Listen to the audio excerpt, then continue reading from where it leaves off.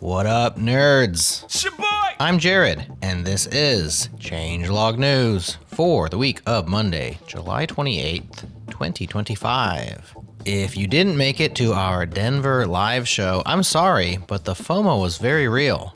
One attendee called the entire weekend a smash hit. I have to agree. We met up, we chatted, we laughed, we hiked, we ate too much, we did a big thing, no spoilers here, and we even started dreaming of the next one. Huge thanks to Gerhard Lazu, Breakmaster Cylinder, and Nora Jones for making the show extra special. We're producing the live bits now and will ship the resulting episodes and videos starting next week. Okay, let's get into the news. It's time for modern CSS to kill the SPA. Jono Alderson takes aim at single-page apps as the answer to the inevitable request to make it feel like an app.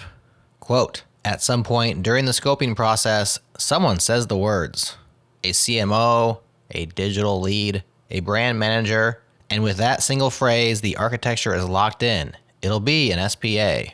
Probably React, maybe Vue, almost certainly deployed on Vercel or Netlify, bundled with a headless CMS and a GraphQL API for good measure.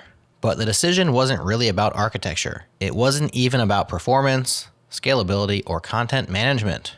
It was about interactions, about how the site would feel when you clicked around. The assumption was simple. Seamless navigation requires us to build an app. That assumption is now obsolete.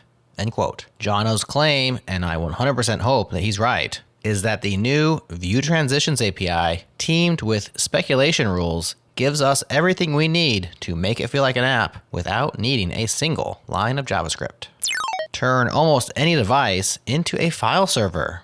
This copyparty project is a seriously cool piece of open source software. Here's the pitch. Quote, a portable file server with accelerated resumable uploads, dedupe, WebDAV, FTP, TFTP, ZeroConf, media indexer, thumbnails++, all in one file, no dependencies.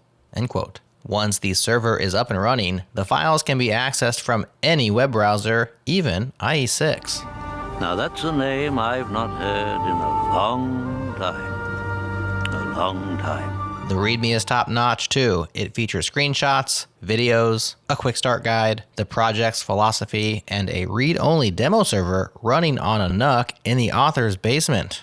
This is so obviously a passion project, it's hard to fake this level of care and attention to detail. The Game Genie generation.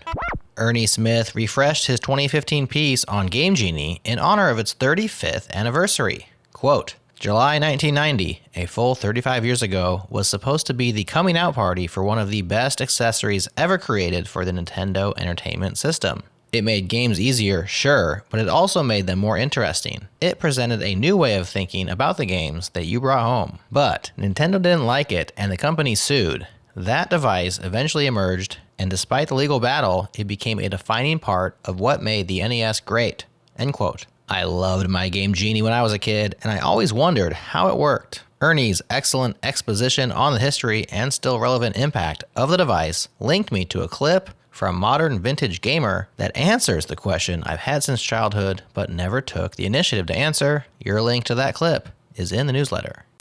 It's now time for sponsored news.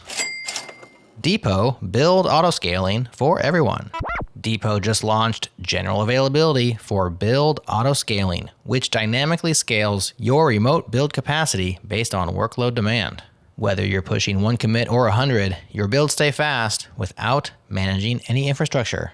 And it's available today on all paid plans. Here's founder and CEO Kyle Galbraith, quote, when we first launched Depot, our goal was to make Docker image builds exponentially faster. Why? Because we experienced the absolute drudgery of waiting for container builds locally and in CI. It's the modern day equivalent of watching paint dry because saving and loading layer cache over networks negated all performance benefits of caching, and building multi-platform images required emulation, which brings builds to a crawl. So we built the solution we have always wanted, a fast, shareable, and reliable container build service that could be used from any existing CI workflow or anywhere you were using Docker build. End quote.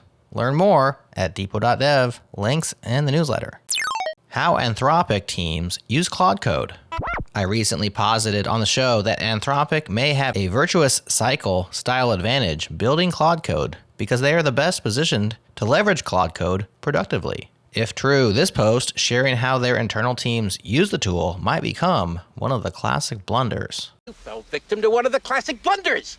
The most famous is never get involved in a land war in Asia, but only slightly less well known is this: never go in against a Sicilian when death is on the line. Probably not. Quote, Anthropic's internal teams are transforming their workflows with Claude Code, enabling developers and non-technical staff to tackle complex projects, automate tasks, and bridge skill gaps that previously limited their productivity. Through these interviews, we've gathered insights on how different departments use Claude Code, its impact on their work, and tips for other organizations considering adoption. End quote.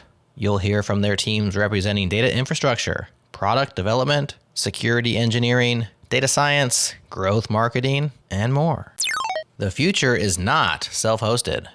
Drew Lyton did something radical. He built his own cloud. Quote, my wife and I now have a computer in our house that runs open source equivalents to Google Drive, Google Photos, Audible, Kindle, and Netflix. It syncs to all of our devices. It's secured behind our own VPN, and it's wholly, truly owned by us.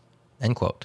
After doing all that, he sat down to share with us how he did it, what he learned, and why he thinks self-hosting is not the future we should be fighting for. Quote, self-hosting is cool. I've had a lot of fun building my home server, and it does give me some peace of mind as a digital life backup. But if we want to live in a world where we are not bent at the knee to corporate lords and also don't fall victim to the myth of self-reliance and rugged individualism, we need to think radically differently about how we create communal, shared internet infrastructure. End quote. What follows are his initial thoughts on what needs to happen instead. That is the news for now, but go and subscribe to the Changelog newsletter for the full scoop of links worth clicking on, such as Google announces a new Trends API, reading QR codes without a computer, and enough AI copilots, we need AI HUDs. Get in on the newsletter at changelog.news. Have a great week. Like, subscribe, and 5-star review us if you dig the show. And I'll talk to you again real soon.